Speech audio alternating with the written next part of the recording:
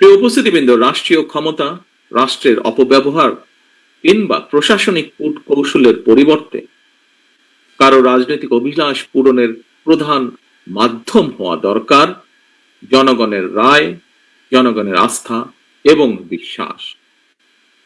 আমি আমার বিভিন্ন বক্তব্যে বারবার একটি কথা বলি, এবং সেটি হলো, দেশে জনগণের রাজনৈতিক ক্ষমতায়ন নিশ্চিত করা না গেলে আমাদের কোনো আয়োজনই শেষ পর্যন্ত কিন্তু কোনো কাজে আসবে না, টেকসই হবে না।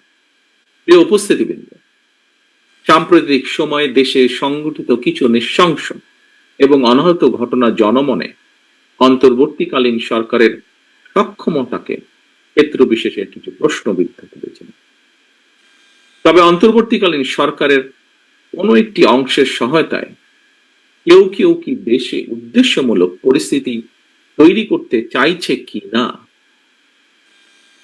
সোশ্যাল মিডিয়া সহ বিভিন্ন জায়গায় মানুষের কথা শুনলে বোঝা যায় এই বিষয়টিও জনমনে জিজ্ঞাসা রয়েছে।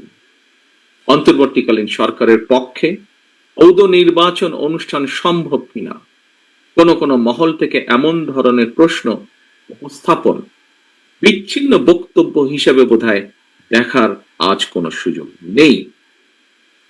অন্তর্বর্তীকালীন সরকারের সম্ভাব্য প্রতিশ্রুতির সময় জাতীয় নির্বাচন অনুষ্ঠান নিয়ে কেউ সময় ক্ষেপণ করতে চাইছে কিনা এ ব্যাপারেও সজাগ দৃষ্টি রাখার জন্য আমি জনগণের প্রতি, গণতান্ত্রিক রাজনৈতিক দলগুলোর প্রতি, আন্দোলনরত দলগুলোর প্রতি, সকলের প্রতি জানাই আহ্বান। একই সঙ্গে অন্তর্বর্তীকালীন সরকারের প্রতি আহ্বান, পরিস্থিতি নিয়ন্ত্রণে আরো স্বচ্ছ এবং সাহসী ভূমিকা রাখুন। বাংলাদেশের গণতন্ত্রে বিশ্বাসী জনগণ আপনাদের পাশে থাকবে, গণতন্ত্রে বিশ্বাসী রাজনৈতিক দলগুলো আপনাদের পাশে থাকবে যদি আপনাদের ভূমিকা আরো স্বচ্ছ এবং সাহসী হয়। প্রিয় সম্মানিত শিক্ষক, শিক্ষার্থীবৃন্দ, এবার আমি দেশের শিক্ষার্থী এবং তরুণ তরুণীদের উদ্দেশ্যে সংক্ষেপে দু একটি কথা বলতে চাই। আজকের তারুণ্যই আগামীর বাংলাদেশ। ছাত্র তরুণরা অবশ্যই রাজনীতি করবে, রাজনৈতিকভাবে সচেতন থাকবে।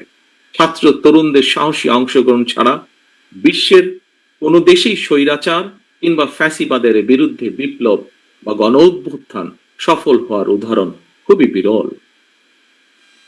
তবে রাষ্ট্র পরিচালনার জন্য আপনাদেরকে সবার আগে জ্ঞান, বিজ্ঞানে, মেধা, মননে, প্রজ্ঞা, অভিজ্ঞতায় আর সমৃদ্ধ হতে হবে।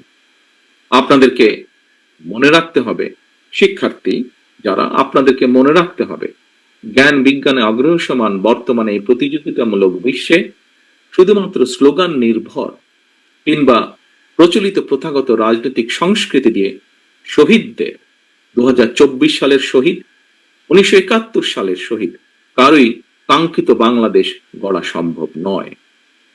শহীদদের কাঙ্ক্ষিত বাংলাদেশ গড়তে চাইলে অবশ্যই আপনাদেরকে নিজেদেরকে যোগ্য মানুষ এবং যোগ্য নেতা হিসেবে গড়ে তুলতে হবে, এবং সেই মহান লক্ষ্যকে সামনে রেখে সরকারি কিংবা বেসরকারি প্রতিটি প্রতিষ্ঠানের ক্যাম্পাসগুলোকে জ্ঞানের আলোয় উদ্ভাসিত রাখতে হবে। আপনাদেরকে অবশ্যই পালন করতে হবে অগ্রণী ভূমিকা। রাজনৈতিক কার্যক্রমের পাশাপাশি লেখাপড়াই হতে হবে আপনাদের প্রথম এবং প্রধান অগ্রাধিকার। সম্মানিত উপস্থিতিবৃন্দ, আমি এখন যে কথাটি বলতে চাই সেটি আপনাদেরকে, যারা আমার সামনে উপস্থিত আছেন, আপনাদেরকে, আপনাদের মাধ্যমে বাংলাদেশের মানুষকে, এখানে উপস্থিত মিডিয়া কর্মী ভাইয়েরা যারা আছেন, আপনাদের মাধ্যমে সমগ্র বাংলাদেশের মানুষের সামনে আমি দুইটি কথা বলতে চাই। এখন জাতীয় নির্বাচন আসন্ন।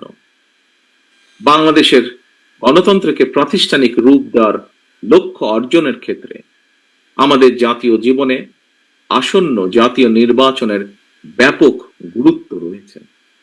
সুতরাং আপনাদের, আমাদের সকলের কোনো আবেগ তাড়িত কিংবা ভুল সিদ্ধান্তের কারণে রাষ্ট্র রাজনীতিতে ভবিষ্যতে আর যাতে কোনো চরমপন্থা কিংবা ফ্যাসিবাদ পুনর্বাসিত হওয়ার সুযোগ না পায়, সে ব্যাপারে আপনাদেরকে তথা সমগ্র দেশবাসীকে সতর্ক এবং দায়িত্বশীল ভূমিকা পালন করতে হবে।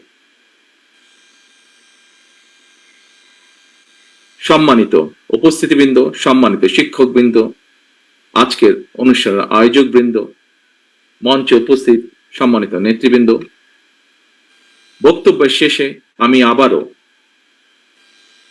আল্লাহর দরবারে সকল শহীদদের আত্মার মাগফিরাত কামনা করছি।